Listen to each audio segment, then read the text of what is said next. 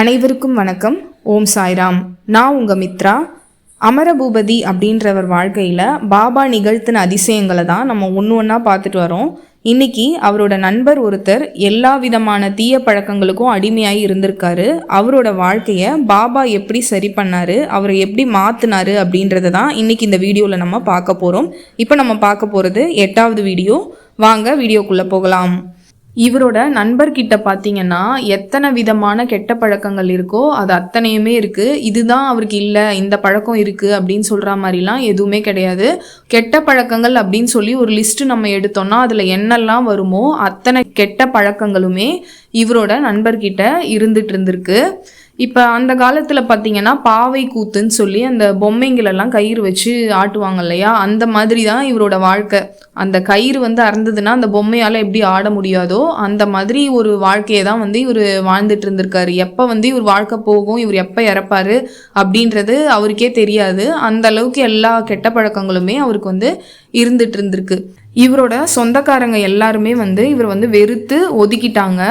எப்போ பாரு தீனி, அளவுக்கு அதிகமான தீனி நல்லா சாப்பிட்டுட்டே இருக்கிறது, எப்போ பாரு மதுமயக்கம் அதாவது குடிச்சிட்டே இருக்கிறது.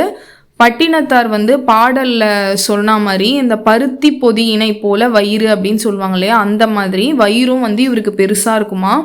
எப்போ பாரு யார்கிட்டையாவது சண்டைக்கு போகணும் அப்படின்ற மாதிரியான ஒரு மனநிலை. அடிக்கடி இவர் சம்மந்தமாக அவங்க வீட்டில் யார் வீட்டில் இருந்தாவது பஞ்சாயத்து பண்ணிகிட்டே இருப்பாங்க. இவர் இப்படி பண்ணிட்டாரு, இவர் எங்களை இப்படி பேசிட்டாரு அப்படின்லாம் சொல்லி ஏதாவது ஒரு பஞ்சாயத்து நடந்துகிட்டே இருக்கும். சில நேரம் போலீஸ் கேஸு, கோர்ட்டு கேஸு அந்த மாதிரிலாம் கூட இவர் குடிச்சிட்டு எல்லார்கிட்டையும் சண்டைக்கு போய் இழுத்துட்டு வருவார். அந்த மாதிரி ஒரு ஆள். அதே மாதிரி இவர்கிட்ட யாராவது பேச வராங்க அப்படின்னாக்கா அவங்களையும் குடிப்பழக்கத்துக்கு அடிமையாக்குறது, அதே மாதிரி குடிக்கிறதுக்கு அவங்களையும் கூட்டிகிட்டு போகிறது, அந்த மாதிரியான ஒரு மனோபாவம். எந்த வேலையுமே சரிவர செய்யறது கிடையாது. வீட்டில் இருக்கவங்க எல்லாரையுமே கெட்ட வார்த்தையில் பேசுறது, அம்மாவையும் கெட்ட வார்த்தையில் பேசுறது, சொந்தக்காரங்க யாருக்குமே இவரை பிடிக்காது, அவங்களெல்லாம் அசிங்கமாக திட்டுறது, இந்த மாதிரி ஒரு வாழ்க்கையை அவர் வாழ்ந்துட்டுருக்காரு. இவரை எப்படியாவது திருத்திடணும், இவர் தொல்லை தாங்க முடியலன்னு சொல்லி அவரோட சொந்தக்காரங்கள்லாம் திருத்துறதுக்காக இவரை எவ்வளோ முயற்சி எடுக்கிறாங்க. அந்த மறுவாழ்வு மையம் அது இதுன்னு சொல்லி எல்லாமே போய் பார்க்குறாங்க. அது எல்லாமே பார்த்தீங்கன்னா கடலில் கரைச்ச பெருங்காயம் மாதிரி வீணாக தான் போச்சு. அவங்களுக்கு எந்த பயனுமே இவரை சரியாயிடுவார், இல்லை இவரை சரி பண்ண முடியும் அப்படின்ற நம்பிக்கை எல்லாருக்குமே போயிடுது. இது மட்டும் இல்லாமல் இந்த லேடிஸுங்க அவங்கக்கிட்டலாம் காசு கொடுத்து போகிறது. இப்போ சில பேர் பார்த்தீங்கன்னா பொண்ணுங்களே பார்க்காத மாதிரி பார்ப்பாங்க. அந்த மாதிரி யாராவது பூ வச்சுட்டு நல்லா மேக்கப் பண்ணிட்டு இருந்தாங்கன்னா அவங்கள ஒரு மாதிரி தப்பாக பார்க்கறது. இவரை நினச்சி இவரோட சொந்தக்காரங்க, இவர் குடும்பத்தில் இருக்கவங்க எல்லாருமே ரொம்ப கஷ்டப்படுறாங்க. இவரை எப்படி திருத்துறதுனே தெரியல, என்னென்னவோ பண்ணி பார்க்குறாங்க. எல்லாமே லாஸ்ட்டில் வீணு. இனிமே இவரை யாருமே இவரை திருத்த முடியாது, அந்த மாதிரி ஒரு நிலைமைக்கு வந்துடுறாங்க அவங்க எல்லாருமே.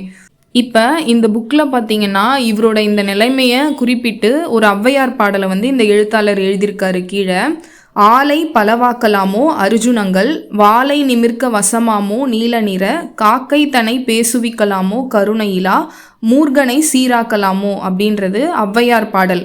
இதுக்கு என்ன அர்த்தம்னு பார்த்தீங்கன்னா, ஆலமரத்தை பலாமரமாக்க முடியாது, நாயோட வாளை நிமிர்த்த முடியாது, கருநிற காக்கையை பேச வைக்க முடியாது, அதே மாதிரி கருணையே இல்லாமல் ஈழிச்சொல் பேசக்கூடிய ஒரு மூர்கனை சீர்படுத்த முடியாது, அது இயலவே இயலாது, மனிதர்களால் முடியாது அப்படின்றது தான் இந்த பாடலுக்கான அர்த்தம். ஆனால் இறைவனால் முடியாதது அப்படின்னு ஒன்று கிடையவே கிடையாது. இவரோட இந்த மோசமான நடவடிக்கையை பார்த்து சலிச்சு போன இவரோட நண்பர்களில் ஒருத்தர் என்ன பண்ணுறாருன்னா அவரை வம்படியாக இழுத்துக்கிட்டு இவர்கிட்ட வராரு. இவரை அந்த அமரபூபதின்றவர் பார்த்த உடனே அவருக்கு நல்லா தெரியுது, இவர் வாழ்க்கை அந்த கெட்ட பழக்கத்தை சுற்றி பம்பரம் மாதிரி இயங்கிட்டு இருக்கு, எல்லாமே இவரோட விதி அப்படின்றது எல்லாமே அவருக்கு நல்லா புரியுது. அவரை பக்கத்தில் உட்கார வச்சு கொஞ்ச நேரம் எல்லா விஷயத்தையும் பேசுகிறாரு. பேசும்போது இவருக்கு ஒரு விஷயம் என்ன தெரியுதுன்னா, அவரே நல்லவராக ஆகணும் அப்படின்னு அந்த கெட்ட பழக்கத்தெல்லாம் விட்டுடணும் அப்படின்னு ஆசைப்பட்டா கூட அவரால் அது முடியலை அப்படின்றது இவருக்கு நல்லா தெரியுது. எல்லாருக்குமே அருள் செய்யக்கூடிய பாபா கிட்ட இவரை பற்றி நான் கேட்டு அப்புறம் சொல்கிறேன் அப்படின்னு சொல்லி அவங்க சொந்தக்காரங்க எல்லாரையும் அனுப்பி வைக்கிறாரு. பாபா கண்டிப்பாக இவருக்கும் நல்லது பண்ணுவார், நீங்கள் கவலைப்படாமல் போங்க அப்படின்னு சொல்லிட்டு அவங்க எல்லாரையும் அனுப்பி வைக்கிறாரு. இவருக்குள்ளாகவே ஒரு ஆர்வம் வந்து எழுந்து இவரை எப்படியாவது மாற்றி நல்லவராக்கிடணும் அப்படின்னு சொல்லி ஒரு எண்ணம் வந்து இவருக்கு உள்ளுக்குள்ளே தோணுது. கடவுள் பார்த்தீங்கன்னா தேவர்களை காப்பாற்றுறதுக்காக ஆலகால விஷயத்தையே வந்து எடுத்து குடித்தவர். அது மனித உருவத்தில் இருக்கக்கூடிய மார்க்கண்டேயரை காப்பாற்றுறதுக்காக யமனை வந்து காலால் உதைச்சவர். மனுஷங்களால் முடியாததுன்னு நிறைய விஷயங்கள் இருக்குது, ஆனால் கண்டிப்பாக கடவுளால் முடியாததுன்னு ஒன்று இல்லவே இல்லை. கண்டிப்பாக பாபா கிட்ட இவரை பற்றி பேசணும், பாபாவால் முடியாத ஒரு விஷயம்னு ஒன்று இல்லவே இல்லை. அவர்கிட்ட பேசி இவருக்காக என்ன சொல்கிறாரு அப்படின்றதெல்லாம் கேட்டு நம்மளும் வந்து இவரை எப்படியாவது மாற்றுறதுக்கான முயற்சியில் ஈடுபடணும் அப்படின்னு சொல்லி இவரும் வந்து ஆர்வமாக அதில் இறங்குறாரு. பாபாவோட காலடியில் இவரை கொண்டு போய் சேர்த்துட்டா அவர் வந்து கண்டிப்பாக இவரை வந்து வாழ்க்கையை சரி பண்ணி அவரை கரையேற்றி விட்டுருவாரு அப்படின்ட்டு அவர் உள்ளுக்குள்ளே ரொம்ப தீர்க்கமாக நம்புறாரு. எப்படி கப்பல் மாலுமியை நம்பி நம்ம வந்து கப்பலில் ஏறுறோமோ, படகு ஓட்டுநரை நம்பி படகுல ஏறுறோமோ, பரிசில்ல ஏறுறோமோ, அந்த மாதிரி பாபாவும் இவர் வாழ்க்கையை சரி பண்ணிடுவார் அப்படின்னு இவர் முழுசாக நம்புறாரு. அதே மாதிரி ஒரு நாள் வந்து எப்பவும் போல் பாபாவுக்கு பூஜை பண்ணி மற்றவங்களுக்காக வேண்டுவார் இல்லையா, அந்த மாதிரி பூஜை அந்த பூவெல்லாம் போட்டு ஊதுபத்திலாம் வச்சு பாபா கிட்ட இவரோட வாழ்க்கையை பற்றி, அவர் எப்படி நடந்துக்கிறாரு, அவரோட குடும்ப சூழ்நிலை, இவரால் வந்து எவ்வளோ பேர் பாதிக்கப்படுறாங்க எல்லாத்தையும் வந்து பொறுமையாக பாபா கிட்ட சொல்கிறாரு. இப்போ பாபா கிட்டேருந்து அந்த அசரீரி உள்ளுணர்வு மூலமாக இவர்கிட்ட பேசுகிற சில விஷயங்கள் வந்து அவர் சம்மந்தமாக வருது. என்னென்னா எப்படிலாம் வந்து இவருக்கான வழிபாட்டு முறையெல்லாம் செய்யணும் அப்படின்றதெல்லாம் பாபாவே எடுத்து சொல்கிறாரு. அதன்படி அந்த நபருக்கு வந்து இவர் முயற்சி பண்ணுறாரு. என்னன்னா போயிட்டு அவர்கிட்டயே அந்த குடிப்பழக்கத்துக்குலாம் அடிமையாக இருக்காரு இல்லையா, அவர்கிட்டயே போய் கேட்குறாரு, என் கூட வந்து சில தினங்கள் வந்து நீங்கள் தங்கி இருக்கணும், உங்களால் முடியுமா அப்படின்னு சொல்லி கேட்குறாரு. அவரும் வந்து கண்டிப்பாக முடியும் அப்படின்ற மாதிரி தலையாட்டுறாரு. அதே மாதிரி உங்களால் முடியுமா அப்படின்ற எண்ணம்லாம் உங்களுக்கு வரக்கூடாது, எல்லாமே நம்மளால் முடியும் சாதிக்க முடியும்னு நீங்கள் முதல்ல நம்பணும். அதே மாதிரி இதுக்கு புலனடக்கம் ரொம்ப தேவை. எப்பவும் வந்து சாய்பாபாவோட நாமத்தை நீங்கள் உச்சரிச்சுக்கிட்டே இருக்கணும். சிந்தனையை வந்து வேற எங்கெங்கேயோலாம் அலைப்பாய விடக்கூடாது. நீங்கள் வந்து சில நாட்கள் வந்து என் கூடவே தங்கலாம், சாப்பிடலாம், தூங்கலாம். அதே மாதிரி என் கூட சேர்ந்து பூஜையும் பண்ணணும். பூஜையை எப்படி பண்ணணும் அப்படின்றது எல்லாமே நான் சொல்லி தருவேன், நீங்கள் அதுபடி பண்ணணும். இதை வந்து நீங்கள் வந்து வேற எதை பற்றியும் வந்து நீங்கள் நினைக்கக்கூடாது. குடும்பம், உறவு, மனசு அப்படின்ட்டுலாம் எங்கெங்கேயோ வந்து உங்கள் மனசை அலைப்பாய விடக்கூடாது. எல்லா நினைவுகளும் உங்ககிட்டயே இருக்கணும். இது வந்து உங்களுக்கு ஒரு வித்தியாசமான அணுகுமுறையாக இருக்கும், சம்மதிக்கிறீங்களா அப்படின்னு சொல்லி அவர்கிட்ட கேட்குறாரு. அவரும் வந்து சரின்னு சொல்லி சம்மதிக்கிறாரு.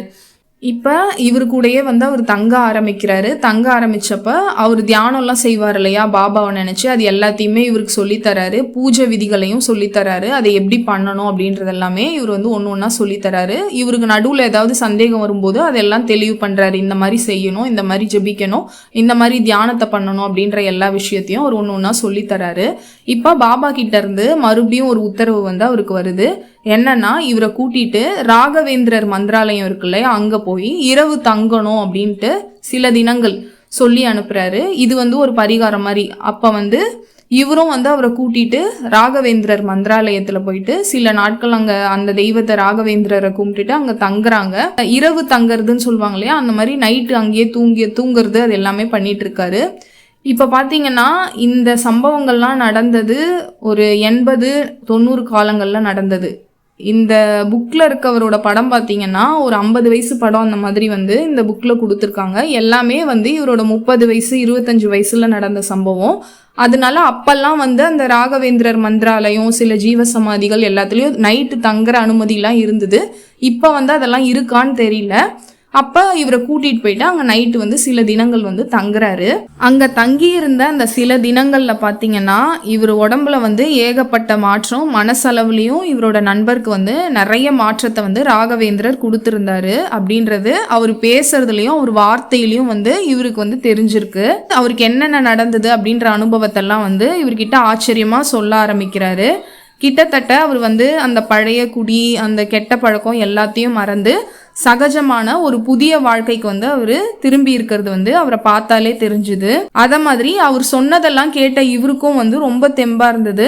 அவர் சொல்லி கொடுத்த எல்லா பூஜைகளையும் வந்து கரெக்டா அவர் செய்யவும் ஆரம்பிச்சிருந்தாரு. இப்படியே நாட்கள் கொஞ்ச நாளாக போக போக பார்த்தீங்கன்னா அவர் வந்து சகஜமான நிலைக்கு வந்து திரும்பிகிட்டே இருந்தார். கொஞ்சம் தெளிவானதுக்கு அப்புறம் அவருக்கு ஒரு விஷயம் என்ன தெரியுதுன்னா, அப்போ வந்து இவர் நிறைய குடிப்பழக்கத்துக்கு அடிமையாக இருந்தார் இல்லையா, நிறைய இடங்கள்ல வந்து இவர் கடன் வாங்கி வச்சிருக்கிறது அப்போ தான் அவருக்கு தெரிஞ்சுது. எப்படி அந்த கடன் எல்லாம் கொடுத்து அந்த பிரச்சனையிலேருந்து மீண்டு வர்றது அப்படின்றத யோசிக்கிறாரு. அப்போ வந்து அவருக்கு ஒரு சொத்து இருக்கிறது தெரிய வருது. அந்த சொத்தை விற்று அதில் வர காசெல்லாம் வந்து கடன் இருக்கவங்களுக்கெல்லாம் கொடுத்து அந்த பிரச்சனையை சரி பண்ணிடலாம் அப்படின்னு சொல்லி முடிவு பண்ணிடுறாரு. இதுக்காக வந்து இவரும் வந்து அவங்க உறவினர்கள் கிட்டெல்லாம் வந்து கலந்து பேசுகிறாரு. இப்போ வந்து இவர் இருக்க புதிய வாழ்க்கை முறையும் அவர் நடந்துக்கிற விதமும் அவங்களோட உறவினர்களுக்கும் வந்து அவர் பேரில் வந்து கொஞ்சம் நம்பிக்கை ஏற்படுத்துது. அதனால வந்து இதுக்கும் அவங்களும் சம்மதம் தெரிவிக்கிறாங்க. பரவாயில்ல, அவர் எதை விற்கணும்னு நினைக்கிறாரோ அதை விற்று அந்த கடனை வந்து அடைக்கட்டும் அப்படின்னு சொல்லிடுறாங்க.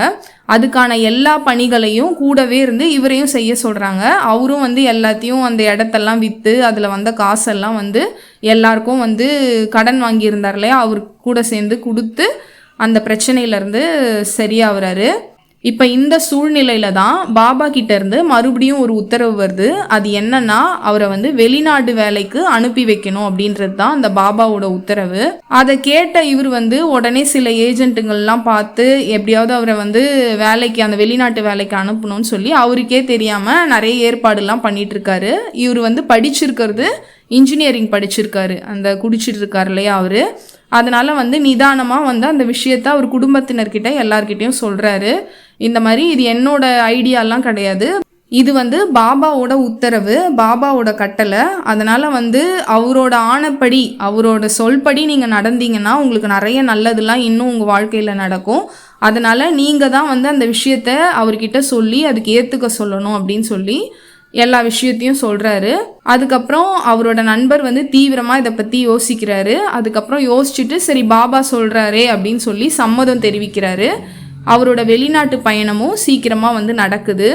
இந்த விஷயம் எல்லாத்தையுமே வந்து அந்த குடும்பத்தினர் யாருமே வந்து எதிர்பார்க்கவே இல்லை.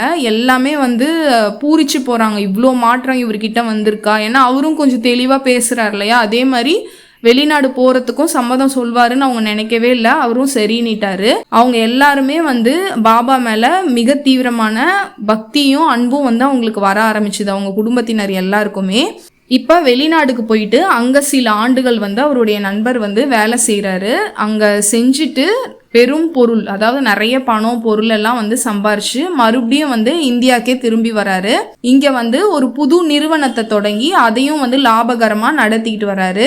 அவரோட வாழ்க்கையில் பாபா நிகழ்த்தின மாற்றம் வந்து ஒரு மிகப்பெரிய அற்புதம், மகத்தான மாற்றம். அவரோட வாழ்க்கையில் அது வந்து ஒரு வியக்கத்தக்க முன்னேற்றம் அப்படின்னு சொல்லி இந்த கதையை முடிக்கிறாரு. இது இவரோட நண்பருக்கு நடந்த ஒரு உண்மை சம்பவம்.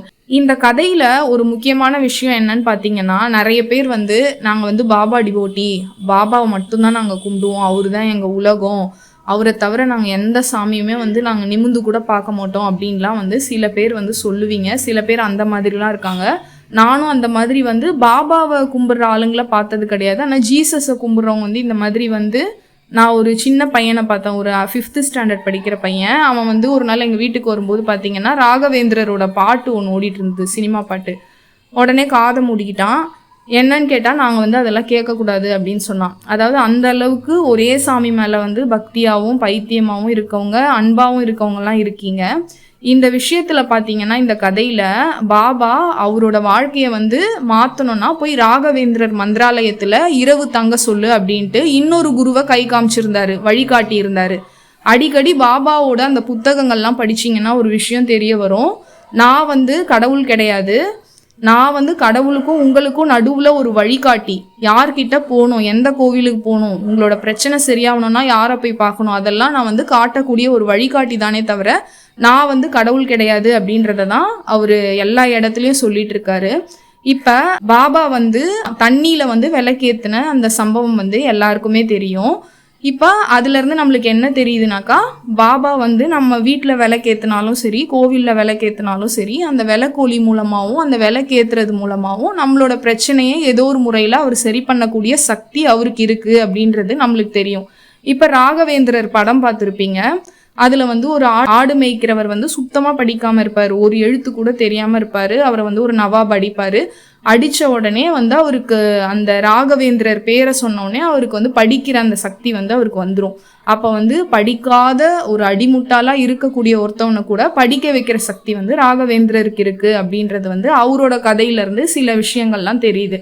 அந்த மாதிரி ஒரு குரு, ஒரு சித்தர்கள், ஒரு தெய்வங்களுக்கும் தனிப்பட்ட ஒரு சக்தியும் தனிப்பட்ட பிரச்சனைகளை தீர்த்து வைக்கிற தன்மையும் ஒரு சில வரங்களை தர தன்மையும் இருக்குது. அது எல்லாமே பாபாவுக்கு தெரியும். அதனால தான் வந்து ராகவேந்திரரை போய் பார்க்க சொல்லி இவருக்கு வந்து கட்டளையிட்டிருக்காரு. அதனால நீங்கள் வந்து பாபாவை மட்டுமே கும்பிடாம எல்லா தெய்வங்களையுமே வணங்குங்க. அதுதான் வந்து பாபாவுக்கும் ரொம்ப பிடிக்கும். அது மூலமாக உங்கள் வாழ்க்கையில் நிறைய நல்ல மாற்றங்களும் நடக்கும். இந்த கதை பிடிச்சிருக்கும்னு நினைக்கிறேன். நன்றி, வணக்கம்.